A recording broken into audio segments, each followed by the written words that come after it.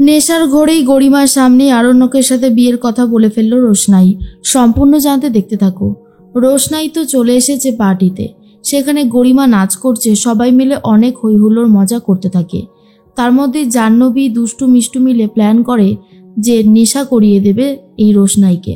তারপর নেশা করে রোশনাইকে কেমন লাগে সেই দৃশ্যটাই দেখতে চেয়েছিল। এর মধ্যেই রোশনাই বলে, এসব কি জুস এনেছো তোমরা? আমি এসব খাবো না। দুষ্টু মিষ্টু বলে, আরে খেয়েই দেখো না, খুবই ভালো লাগবে, খাও খাও। এই বলেই এক গ্লাস খাইয়ে দেয়। তারপর জাহ্নবী বলে, আরে রোশনাই, তোমার গ্লাস তো ফাঁকা, চলো আমি তোমাকে আর এক গ্লাস দিচ্ছি।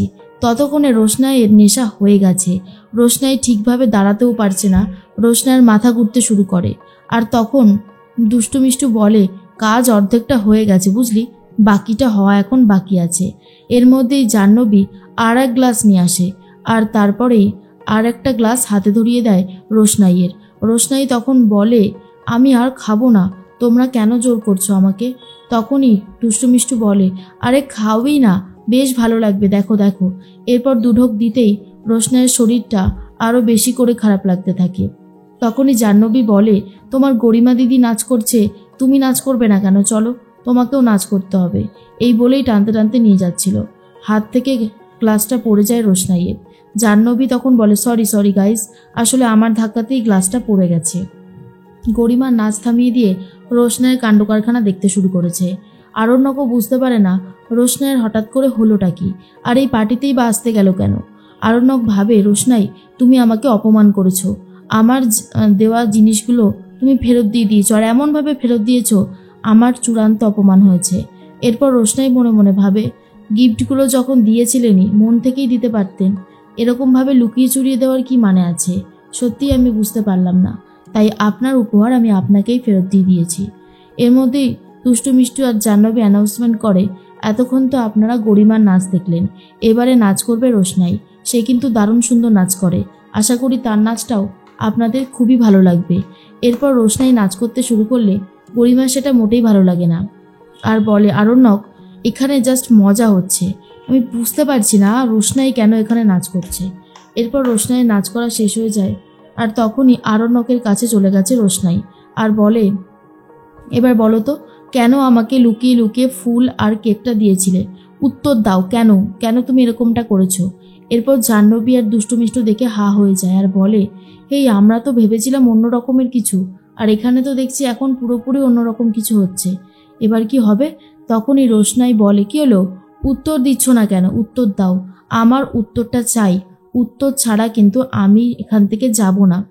রোশনাইয়ের এই কাণ্ড দেখে গরিমা জাস্ট চুপ হয়ে গেছে, আর কিছু বলতে পারে না, আর বলে, এসব কি হচ্ছে আরণ্যক? ওর বায়না তো দিন দিন বাড়তেই চলেছে, এখন তো এই সমস্ত দেখে আমার রাগ হচ্ছে ওর ওপর। এই রোশনাই, তুমি এদিকে এসো। রোশনাই তখন গরিমাকেও সরিয়ে দিয়ে বলে, আমি এখান থেকে উত্তর না নিয়ে যাব না, এখান থেকে আগে আমি আমার উত্তর নেব, তারপরেই যাব। মিনি তখন বলে, এই দুষ্টু মিষ্টু, কি হলো বলতো ব্যাপারটা? মানে বুঝতে পারছি না তো, এমনটা হওয়ার তো কথা ছিল না।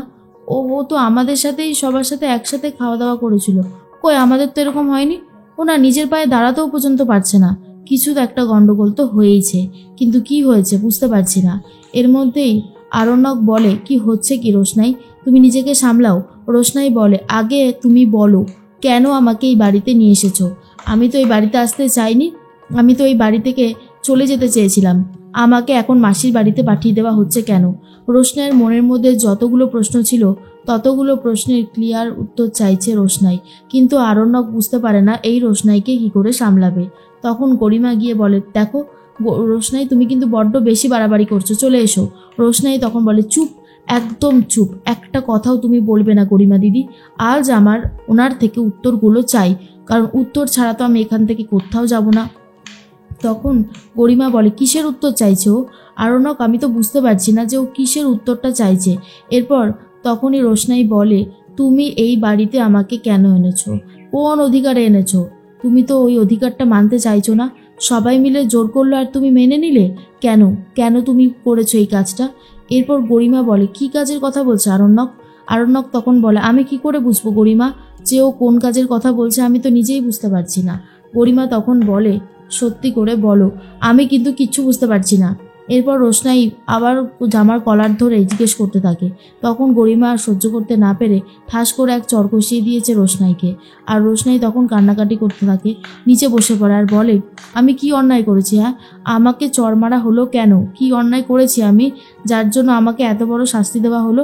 আর তখনই রোশনাইকে বারবার করে সাবধান করতে থাকে গরিমা আর বলে, এই রোশনাই, তুমি কিন্তু বড্ড বেশি বাড়াবাড়ি করছো। এরপর সবাই মিলে ঘরে চলে আসে। আর তারপরেই বাদশার বাবা বলে, আমি এই জন্য বলেছিলাম এই রকম থার্ড ক্লাস মেয়েকে এই বাড়িতে জায়গা দিতে না। কেউই তো আমার কথা শোনেনি। তার মধ্যে আরণ্যক বলে, রোশনাইকে ঘরে নিয়ে যাও না কেউ, ওকে একটু বিশ্রাম করতে দাও। আর তখন গরিমা বলে, দাঁড়াও, ও কোথাও যাবে না, ও কিছু একটা বলতে চাইছিল আর সেটা আমাকে শুনতে হবে। তার মধ্যেই রোশনাই ভয় পেয়ে যায়। আর মিনি তখন বলে, রোশনাই কাঁদিস না রোশনাই, আমি আছি তো। এর মধ্যেই ঠাম্মি বলে, এই মেয়েটা নেশা করলো কি করে? জাহ্নবী তখন বলে, আর বলো না ঠাম্মি, কাউন্টার থেকে নিজেই গ্লাস নিয়ে চলে এসেছে, ভাবা যায়? এর মধ্যেই গরিমা তখন বলে, আরণ্যক, তুমি বলবে না ও বলবে? কোনটা? আমি সত্যিটা জানতে চাইছি, কি হয়েছে, কোন কথাটা তোমরা আমাদের থেকে লুকাচ্ছ আর বলছো নাই বা কেন? আরণ্যক তখন বলে, আমি সত্যিই জানি না, জানলে হয়তো তোমাকে বলে দিতাম। রোশনাই বলে, আমি তো জানি, আমি আজ সবাইকে সত্যিটা বলে দেব, কারণ আমি আর এই কথাটা লুকিয়ে চেপে রাখতে পারছি না। আর কতই বা চেপে রাখবো, সত্যিটা তো একদিন সবার সামনে আসবেই, তাই ভাবছি আজকেই আমি সবাইকে বলে দেব। জাহ্নবী তখন বলে, এই দুষ্টু মিষ্টু, আমরা তো চেয়েছিলাম অন্য রকমের কিছু করতে, এ তো পুরোই সিন বদলে গেছে রে, কোন সত্যির কথা বলছে? দুষ্টু মিষ্টু বলে, আরে আমরা কি করে বুঝবো বলো তো? আমরাই তো বুঝতে পারছি না যে কোনটার কথা বলছে। গরিমা দিয়েও পাচ্ছে না, বাদশাদাও পাচ্ছে না, তাহলে কেসটা ঠিক কী ঘটছে? তার মধ্যেই বড়মা বলে, আমি বলি কি, ওকে ঘরে নিয়ে যাই, ওকে একটু শুইয়ে দিই, ওর শরীরটা ভালো লাগছে না। আরণ্যকও তখন সেটাই বলে। আরণ্যক এখন রোশনাইয়ের কাছ থেকে বাঁচতে চাইছে, কারণ যেভাবে রোশনাই সবটা বলে দেওয়ার জন্য উঠে পড়ে লেগেছে, ভয় পেয়ে যাচ্ছে আরণ্যক আর বুঝতে পারছে না কি বলবে। রোশনাই তখন বলে, আমি বলবো আজকে সবাইকে সবটা, আমাকে আজকে বলতেই হবে। আমি আর সার্জি যখন চলে এসেছিলাম আমাদের বস্তিতে, তখন আমাদের বস্তির লোকজন খুব জোর জবরদস্তি করছিল। এরপর গরিমা আস্তে আস্তে বুঝতে পারে কিছু একটা হয়েছে, আর সেটা এমন কিছু একটা যেটা দুজনাই ওরা চেপে গেছে। আর তখন গরিমা বলে, বলো বাকিটা বলো, ওই বেনারসি ওই সিঁদুর কৌটো কোথা থেকে এলো তোমার ব্যাগে? আরণ্যক তখন বারবার রোশনাইকে বাধা দিতে চায় আর বলে, রোশনাই তুমি এসব কী বলছো? আমি তো কিছুই বুঝতে পারছি না। রোশনাই বলে, এই তুমি মিথ্যে কথা বলছো কেন? হ্যাঁ, মিথ্যে কথা বলছো কেন? আজ সবার সত্যিটা জানার সময় এসে গেছে। আজ আমি সত্যিটা বলবোই যে স্যারজি আমাকে সবার কথা শুনে আমাদের বস্তিতে যেই বলতে যাবে সিঁদুর পরিয়েছে, তখনই আরণ্যক আবারও বাধা দেয়। গরিমা তখন বলে, কি ব্যাপার আরণ্যক, বারবার তুমি কেন বাধা দিচ্ছ? ওকে পুরো কথাটা বলতে দাও। আর তখন রোশনাই পুরো কথাটা বলছে।